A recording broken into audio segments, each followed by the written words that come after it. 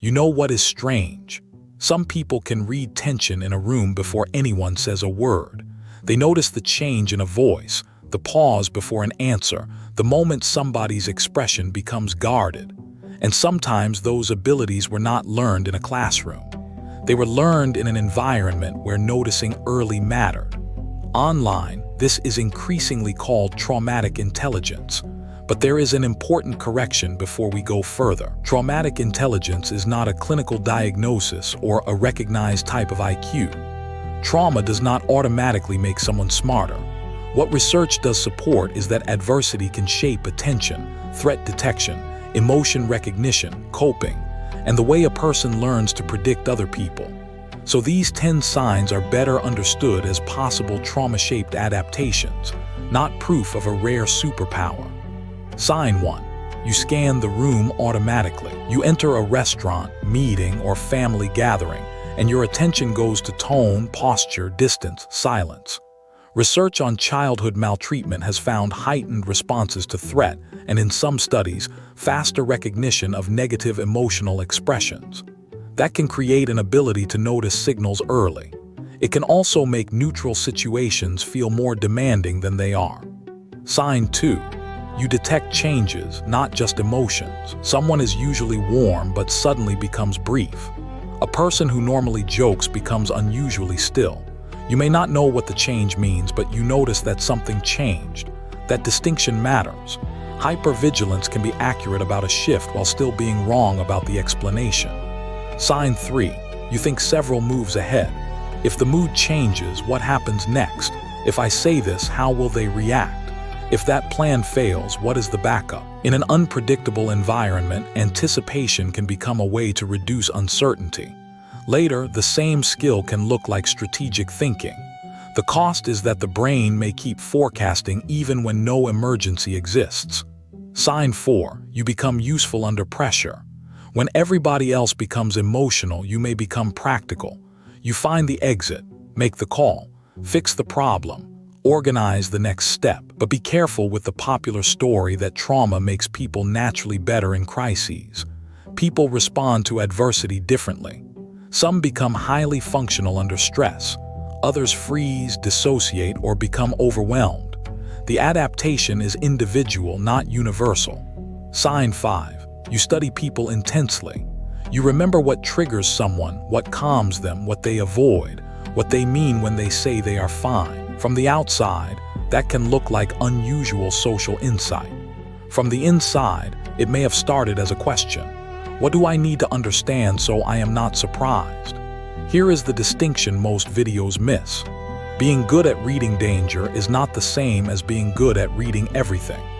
A threat-trained system may become especially sensitive to anger or fear while missing safety cues. Research reviews have found that adults with childhood maltreatment histories can detect some negative emotions more rapidly, but the overall pattern is complex.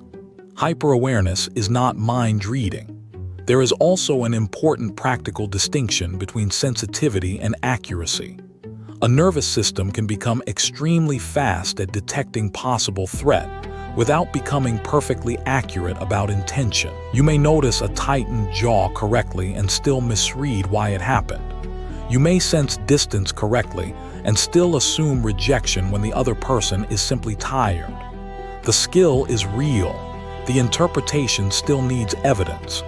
That is where recovery can actually improve the adaptation. Instead of forcing yourself to stop noticing, you learn to add a second question after the first signal. What else could this mean? The scan remains available, but it no longer gets the final vote automatically. Sign 6. Self-reliance feels safer than dependence. You would rather solve it yourself than ask for help. You prepare for what other people might forget. You dislike owing anyone. This can become impressive competence, but sometimes the hidden rule underneath it is, if I need less, I can be disappointed less. Sign 7. Trust is built slowly and behavior matters more than promises. You watch whether words and actions match. You notice consistency. You may need repeated evidence before your body relaxes around someone. That can protect you from genuine unreliability. It can also make healthy closeness harder if every unknown is treated like a warning. If you value psychology that explains the strength and the cost at the same time, subscribe.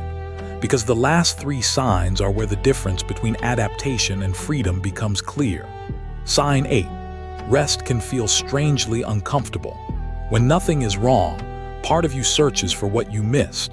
Quiet can create more internal noise than a busy day. That does not mean you are addicted to stress. It can mean your attention learned that vigilance was useful, and switching out of that mode now requires practice.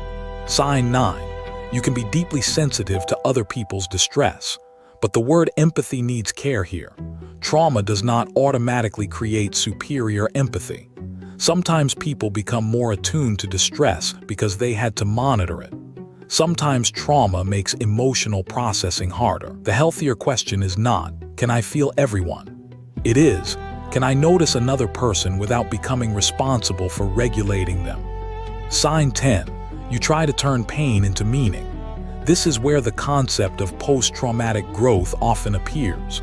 Some people report deeper relationships, changed priorities, greater appreciation of life, or a stronger sense of personal strength after adversity. But researchers also warn that reported growth is difficult to measure, and suffering is not required for growth. Pain is not valuable because it hurt you. The useful part is what happens next. Maybe adversity trained your attention. Maybe it made you resourceful. Maybe it taught you to detect patterns quickly. You are allowed to keep skills that serve you without keeping the emergency that created them. That is the better way to understand traumatic intelligence, not as proof that trauma secretly gave you a gift, not as a flattering identity, and not as a reason to minimize what happened. Think of it this way. Survival can teach a mind to scan, predict, adapt, and endure. Healing asks a different question. Can that same mind learn when it no longer has to? The goal is not to become less perceptive. It is to become more selective about what deserves your vigilance. Not to lose your independence, but to discover where dependence is safe. Not to stop reading patterns, but to stop treating every pattern as a warning.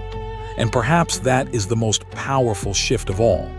You keep the intelligence of experience while slowly giving up the belief that every room must be survived. If this gave you a more accurate language for something you have lived, subscribe for more grounded psychology, and share the sign you think carries the highest hidden cost.